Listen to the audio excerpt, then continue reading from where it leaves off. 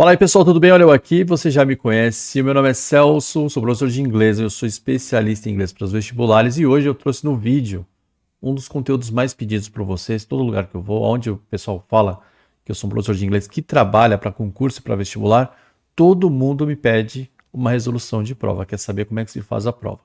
Eu vou fazer aqui então com vocês a resolução do Enem de 2023, a prova de novembro, dezembro, a prova de inglês, obviamente, mas eu quero fazer mais do que a resolução. Eu quero te dar uma orientação como você faria essa prova, como eu recomendo que você faça essa prova, e vou fazer ali uma ou outra observação que eu acho importante, que mais do que te dar a resposta, te dá uma orientação, te dá um direcionamento como você deve estudar, o que você deve prestar atenção, o que você deve se atentar para essa prova de inglês. Eu também sei que em muitos lugares que eu vou, muitos alunos que eu atendo, com quem eu trabalho, às vezes vai falar que a prova do Enem ela é mais fácil. Concordo com você se você comparar com outras provas também do mesmo nível. De fato, o Enem ele é mais acessível, digamos assim, que a FUVEST. Ele é mais acessível que uma prova da Unifesp. No entanto, não se engane. Não subestime essa prova.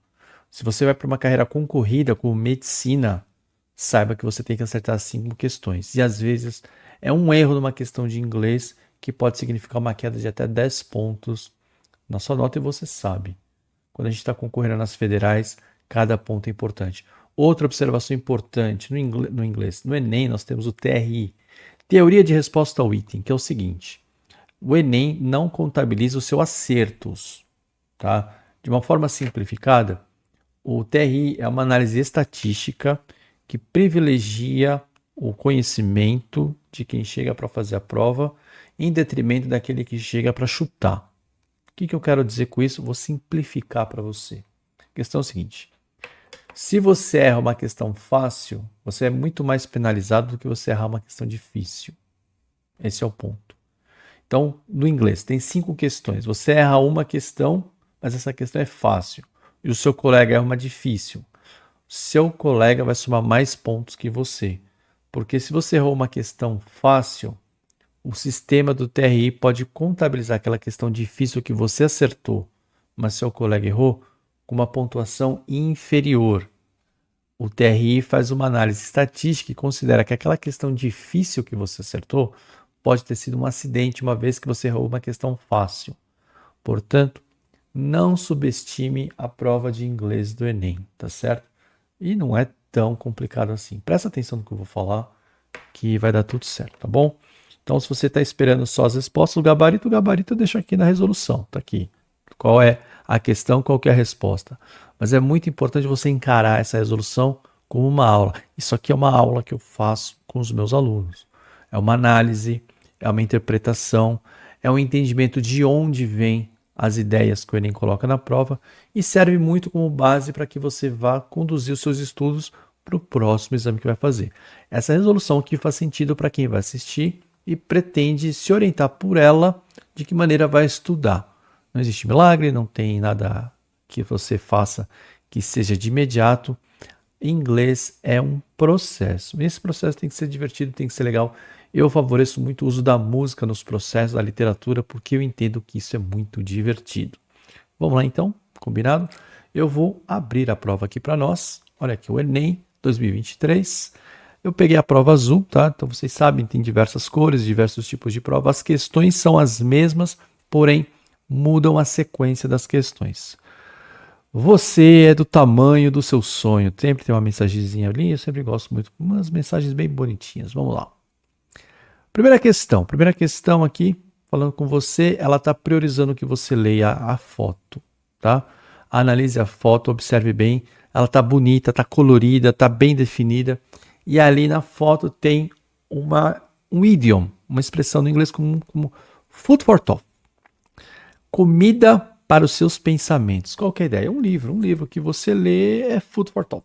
É alguma coisa que... Esse idioma quer dizer o seguinte, cada coisa que você leia, alguma coisa que...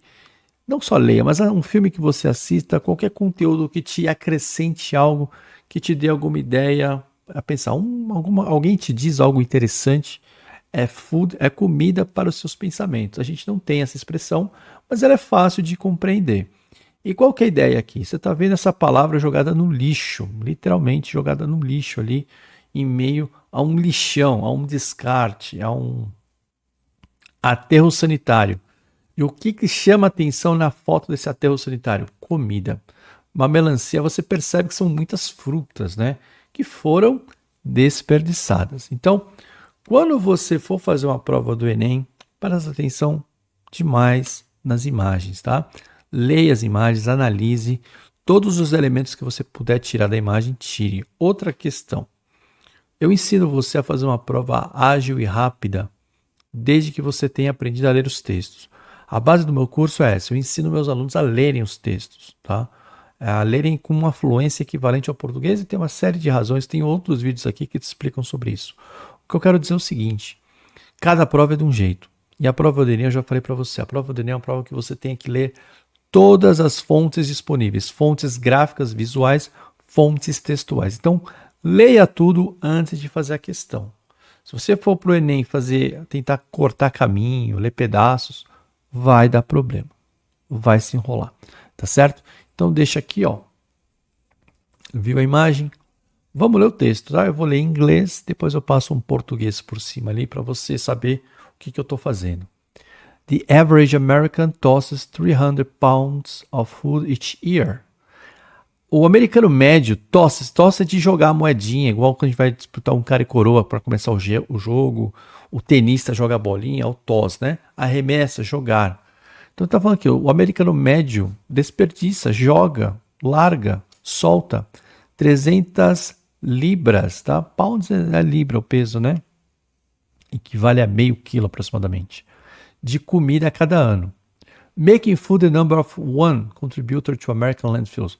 Fazendo da comida o número um, o contribuinte número um dos American landfills. Landfills, campos de preenchimento? Não, eu estou vendo na foto. Aterro sanitário. Eat your leftovers and keep your perishables in the fridge. Coma as suas sobras e mantenha os seus perecíveis na geladeira. The earth is counting on it. A Terra está contando com isso. Então, qual que é a conversa aqui? Qual que é o pensamento? Qual que é a mensagem aqui? Por que colocar isso aqui? Para a gente ter um pensamento, uma observação que, não para de desperdiçar comida. Não desperdiça comida, não. Cozinhou demais, comeu, não deu conta de comer tudo, põe na geladeira. Não joga fora, não. Comida é a contribuição número 1 no lixo. Vamos maneirar aí. Não é a primeira vez que esse assunto do desperdício de comida aparece nos exames, tá certo? Vamos lá, vamos resolver essa questão, tá fácil, né? Eu sempre falo para você elaborar um entendimento. O que você entendeu? Qual que é a mensagem? Não desperdice comida. A terra agradece. Não desperdice comida. Comida desperdiçada é a posição número 1 no lixão. Pronto. Esse cartaz sugere esse cartaz de campanha sugere que os lixões precisam de ampliação. Não é para o lixão que tem que aumentar. É o desperdício que tem que diminuir. O desperdício degrada o ambiente? O desperdício, né? Falou do desperdício e tal. Vamos ver aqui. Os mercados doam alimentos perecíveis? Nada a ver. A desnutrição compromete o raciocínio? Com certeza. E o que aconteceu aqui? Muita gente fala, professor, mas ele falou de food for thought. Comida para os pensamentos, estão desperdiçando comida. Tudo isso é verdade, tudo faz sentido, só que em nenhum momento falamos sobre desnutrição no texto. Falamos sobre desperdício. Então, a B está dentro, a D está fora pelo termo desnutrição. E o Enem você faz desse jeito. Você vai classificando conceitos e responde com base com o que está no texto. A ideia do texto é o desperdício. Vamos evitar o desperdício, tá? Desnutrição não está no texto. Residências carecem de refrigeradores? Não, ele fez uma sugestão, ó. Guarda na geladeira, partindo do princípio que todo mundo tem uma geladeira. Portanto, número 1, letra B. Então, o que foi importante aqui a gente entender? Qual foi a grande ideia aqui? Você perceba que você precisa construir o seu conceito antes de encarar a questão. Não estava muito claro. O desperdício degrada o meio ambiente. Onde é que apareceu esse degrado do meio ambiente? A Terra está contando com isso, a última frase. Mas o conceito principal da questão era desperdício, tá? Ó, vamos parar de desperdiçar, come a sua sobra, não joga tanto no lixo. A Terra conta com isso. A letra D está correta, tá? Mas você que vai fazer medicina, tal, curtir essa ideia toda, mas não estava presente no texto. Então, normalmente, quem fica entre duas, como é que sai dessa situação? Fica entre duas, professor. É o que está no texto. É verdade, mas está no texto? Não, então está errado. Vale a que está no texto. Dito isso, vamos para a próxima. Vamos lá. Questão número 2. Está aqui a questão número 2. Está aparecendo aqui para gente? Vamos lá. Aqui eu tenho uma coisa para falar. A questão aqui é tranquila, é simples, é curta, tá? Mas eu tenho coisas a mais para dizer sobre isso aqui. Olha só. No man is an island entire of itself. Nenhum homem é uma ilha que basta-se por si mesmo, né? Inteiro por si mesmo. Já deu para ter uma ideia que ninguém está sozinho, a gente precisa das conexões, precisamos das outras pessoas. Every man is a piece of the continent. Todo homem é a parte de um continente. A part of the man. A parte do man aqui como principal, mas também como do conteúdo, né? Da maior parte. Any man's death diminish me. A morte de qualquer homem me diminui. Because I am involved in mankind. Eu estou envolvido na humanidade. Pronto. Essa ideia da empatia, do envolvimento. John Donne, The Works of John Donne, Londres, 1839. Eu gosto de sempre falar desse poema, que esse poema aparece em vários momentos, em vários lugares. Eu li essa prova e já na hora já lembrei aqui isso que eu quero falar para vocês, tá? Que já me remete a esse poema aqui, ó. For whom the bell tolls. Meus alunos sempre ouvem falar desse poema nas aulas de pronomes relativos. Por quê? Porque você aprende a usar o whom ali, tá? E desse poema você tem o livro do Ernest Hemingway, For Whom the Bell Tolls, que é sobre a Guerra Civil Espanhola. E daí você... Não, perdão, é sobre a Primeira Guerra Mundial. O Ernest Hemingway vai lutar na Guerra Civil Espanhola, mas primeiro ele faz sobre a Primeira Guerra Mundial, né? Sobre aqueles que não voltam. E o Metallica, a banda Metallica, tem essa canção, For Whom the Bell Tolls. Também em homenagem àqueles que não voltam. O Metallica vai falar da Guerra do Vietnã. Então lá o poema ali, ó. No man's an island, entire of itself, each is a piece of the continent, a part of the man. If a cloud be washed away by the sea, Europe is the last, tá falando, né? Tem essa canção toda. E lá no final tem For whom the bell tolls, it tolls for thee. Esse sino dobra por eles. Então, para vocês verem, né? A gente trabalha esse aspecto cultural em sala e a gente acerta o que cai na prova às vezes. Questão, qual que é a ideia principal? Como eu falei, a ideia de conexão, que é exatamente a resposta da letra B. Do jeito que você lê, que você percebe, né? O ponto principal aqui é que os homens estão conectados. Olha como você ia se perder se você não fechasse o conteúdo antes, né? A necessidade de empatia. Qual que é a diferença entre o conceito de conexão e a necessidade de empatia? O que faltaria aqui para ser empatia? Porque fala, né? Ninguém está sozinho, mas não está falando que você precisa pensar no outro, que você precisa desenvolver. Está relatando um conceito que é o de conexão. Está ali o de solidão. Se alguém tivesse prestado atenção, né? O homem é uma ilha, mas tá, não. Nenhum homem é uma ilha, tá? Então essa ideia de você fechar, vamos lá. Esse ponto de você fechar o conceito antes de olhar as alternativas te poupa de sabores, te poupa dor de cabeça, te poupa uma dúvida. Se você lê com calma, tranquilidade, tem esse conteúdo, não só esse repertório cultural que eu te falei agora, mas também o linguístico, você fechou a questão, acertou e rapidinho. Aí sim a prova do Enem fica fácil para você. Tudo bem? Vamos em frente. Esse aqui estava um pouquinho mais difícil. Things we carry on the sea. Coisas que o mar leva, né? Carry on, né? Levar adiante, seguir em frente. E aqui no caso fez uma metáfora, carrega com o mar, né? Coisas que a gente leva com o mar. Vamos lá. Vou ler um por um. We carry tears in our eyes. Goodbye father, goodbye mother. A gente carrega as lágrimas nos nossos olhos. Adeus pai, adeus mãe. We carry soil in small bags. May home never fade in our hearts. Nós carregamos a terra da nossa, né, em pequenas bolsas. O solo da nossa pátria, né? Talvez a gente nunca consiga esquecer dessa terra nos nossos corações. We carry carnage of mining... E aí fica pesado, hein? We carry carnage of mining, droughts, floods, genocides. Nós carregamos a carnificina da mineração, da seca, da enchente, da inundação, do genocídio. We carry dust of our families and neighbors incinerate in mushroom clouds. Nós carregamos a poeira dos nossos familiares e vizinhos incinerados. Mushroom clouds, nuvens de cogumelo, bomba atômica.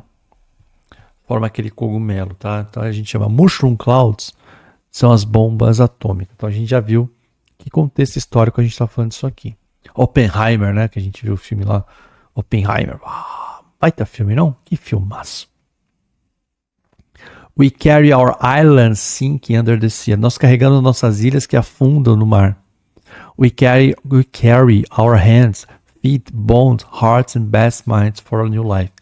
Nós carregamos as nossas mãos, pés, ossos, corações e melhores mentes por uma nova vida.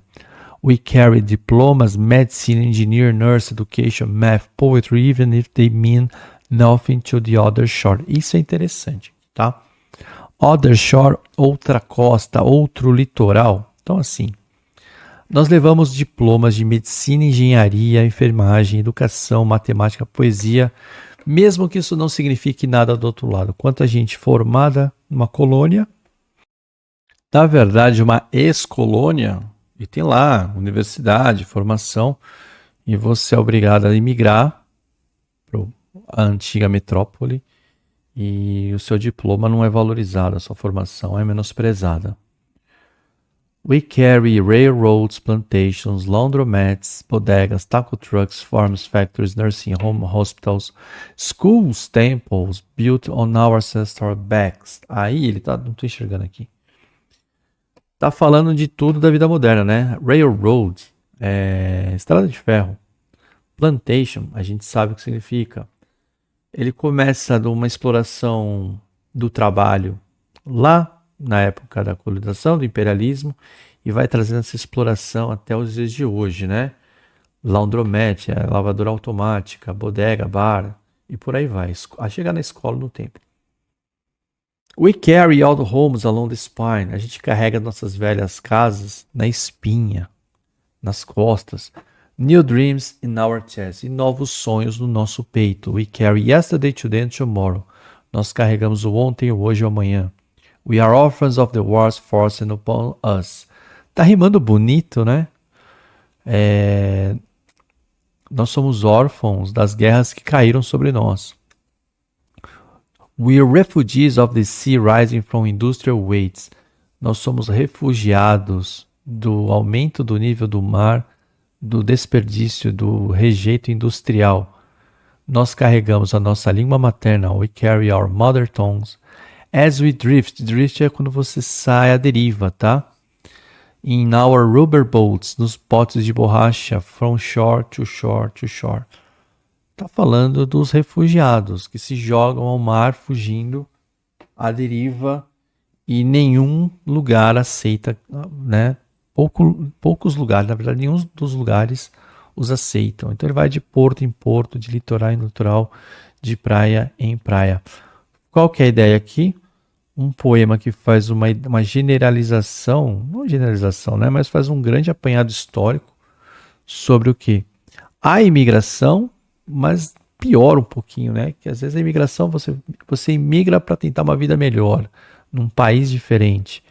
Mas na pior sentido, do refugiado. Não é a primeira nem a última vez que vai aparecer esse tipo de questão. Então os temas do Enem são tanto quanto recorrentes. Fechando a ideia, qual que é a ideia? É um poema sobre a vida de populações que foram em algum momento colonizadas e aí se tornam ou imigrantes ou refugiados. E fala sobre a dor de ser um refugiado e de ser um imigrante. Ao retratar a trajetória dos refugiados, olha só, enfatizou a questão do refugiado. O poema recorre à imagem da viagem marítima. Qual que é a viagem marítima? As coisas que você deixa para trás e fica à deriva. Então você tem ali risco de choques culturais, você tem o impacto da existência da história, do ensino da história, importância da luta ambiental, existência de experiências plurais e a necessidade de capacitação profissional. Vamos eliminando. Tem risco de choque cultural? Eu não vi isso mencionado. Ele fala que o refugiado carrega a sua língua natal, carrega a sua língua nativa, mas não fala do choque. Impacto do ensino de história. Não vi nada que pudesse me direcionar para isso aqui. Importância da luta ambiental. Por quê? Porque você viu ali o aumento do nível do mar. Então, se você tentou atalhar o texto, você errou nessa aqui. Existência de experiências plurais. Você percebe que os refugiados são diversos. Tem muitos tipos. Tem médico, advogado, de todas as classes sociais e de todos os países diferentes. Letra D. Necessidade de capacitação profissional? Não, tem gente formada ali viajando. Não é que ele precisa de capacitação. É que para onde ele vai não aceitam a capacitação dele. Mais uma vez, fecho a questão, observo e consigo concluir. Próxima. Esse é bom, hein? Spanglish. Deixa eu abrir aqui para vocês. É uma mistura de espanhol com inglês. Tem até um filme do Adam Sandler, eu acredito. Que é, na verdade, o quê? É uma brincadeira com as numerosas colônias porto-riquenhas e cubanas que existem nos Estados Unidos, mas também não só porto-riquenha e cubana, mas também de toda a América Central ali. Muita gente migra para os Estados Unidos em busca de uma vida melhor por conta da desvalorização, né, da moeda. Você trabalha em empregos que ninguém mais quer trabalhar, você ganha em dólar, o trabalho é valorizado, ele é remunerado, o que você ganha lá vale muito mais aqui. Só você pegar que o dólar hoje já faz um tempo está em torno de 5, 1 para 5, né? Então você ganha um salário mínimo aqui no Brasil, você ganha um salário mínimo lá equivalente, você ganha $1.000 lavando carro, trabalho, pintando parede. São trabalhos dignos, mas não exigem qualificação e as pessoas talvez não queiram fazer porque qualificado você consegue trabalho melhor lá. Então essa demanda ainda existe, né? Então o que você ganha lá vale muito para cá. Então você ganha lá $1.000 e você manda $200 para sua mãe todo mês. Embora lá tenha um custo de vida, né? Então você não vai ganhar só 1.000, né? Vai ganhar um pouquinho mais. E você manda aqui para sua mãe, pô, dá um belo reforço, né? Pues estou criando Spanglish, Bicultural Systems, Scientific Lexicographical Intertextual Integrations, Two Expressions, Existentially Wired, Two Dominant Languages, Continentally Abraçando-se, em Coloquial Combate, Império Spanglish Emerges, sobre território bilíngue. O que a gente já percebeu aqui? É uma brincadeira sobre a miscigenação, não é miscigenação, porque miscigenação vem de gene, né? Vamos dizer aí da mescla de dois idiomas de uma maneira cultural. E aí ele vem, Las novelas mexicanas mixing with radio rock and roll. Radio rock and roll. Bom, isso aqui é familiar para qualquer família latino-americana, né? Immigrant, migrant. Nasal mispronouncements, esse som nasal. Às vezes eu tento falar com a minha melhor pronúncia possível do inglês. Porque eu sou um exibido, muito pelo contrário. Né? Até outro dia eu dava a mínima para pronúncia em sala de aula. E aí me chamaram a atenção, colegas, pô, Celso, mesmo que você não esteja ensinando a falar, os alunos te têm como referência. Eu falei, nossa, é verdade, eu esqueço dessa responsabilidade. Às vezes eu me sinto tão à vontade. Então eu procuro sempre falar da maneira mais correta possível, por ser uma referência. Eu procuro não espeziar muito sobre essa questão de pronúncia, para ninguém ficar inibido com essa questão, mas quando eu falo, eu sempre procuro caprichar. E qual que é o problema da pronúncia, às vezes? É como a gente respira. É o ar que passa aqui, ó. Quem já foi para Buenos Aires, aqui do lado, espanhol, é próximo, sim, é próximo.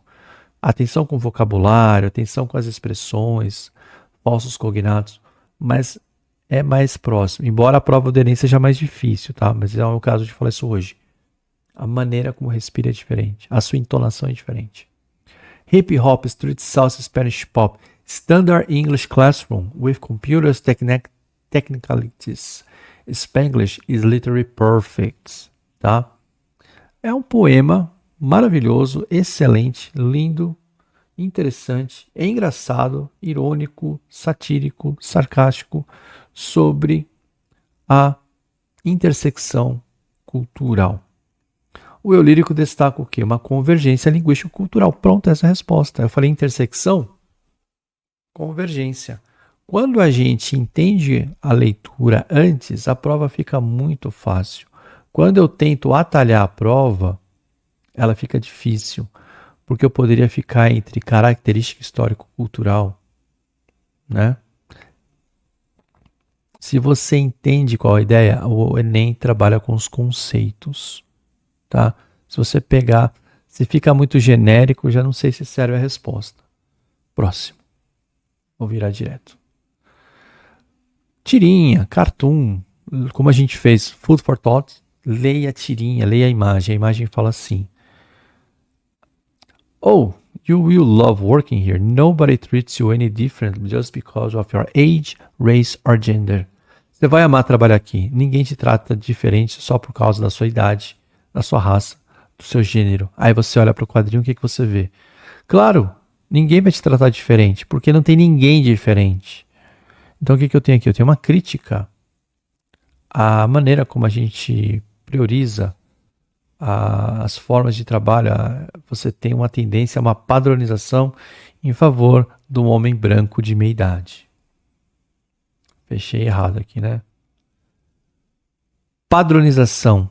Padronização, ausência de divergência. Ninguém vai te criticar porque você usa a raça, idade ou gênero. Porque é todo mundo igual. Ao retratar o ambiente de trabalho no escritório, esse cartoon tem por objetivo criticar. Tem criticar. Padrão de vestimenta? Não. Destacar a falta de diversidade. Tem gente que se engana aqui, né? Crítica, destaque e tal.